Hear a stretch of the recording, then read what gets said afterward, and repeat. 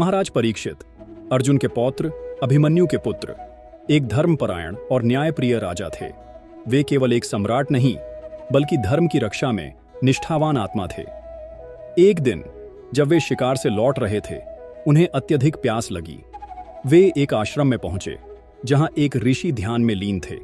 उन्होंने बार बार पानी मांगा, पर ऋषि ने ध्यान नहीं तोड़ा। क्रोधित होकर परीक्षित ने ऋषि के गले में मरा हुआ सांप डाल दिया।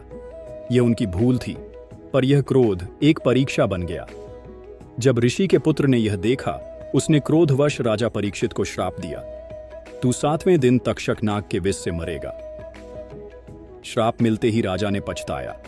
उन्होंने अपना राज्य त्याग दिया, गंगा तट पर एक कुशासन पर बैठ गए और मृत्यु का शांतिपूर्वक स्वागत करने का निश्चय किया।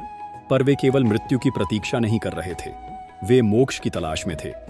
उन्होंने संकल्प लिया, जब जीवन क्षण भंगुर है तो मृत्यु से पूर्व मैं सत्य को जानना चाहता हूं। और तभी वहां प्रकट हुए ब्रह्मज्ञानी, विरक्त, केवल 16 वर्ष के परम ज्ञानी श्री शुकदेव जी। शुकदेव जी ने बिना किसी आडंबर, केवल आत्मज्ञान की ज्योति से परीक्षित को भागवत कथा सुनाई। और इस प्रकार भागवत श्रवण की पवित्र परंपरा का शुभारंभ हुआ। कभी कभी जीवन का अंतिम क्षण ही मोक्ष का पहला द्वार बन जाता है, यदि हम ईश्वर का स्मरण करें।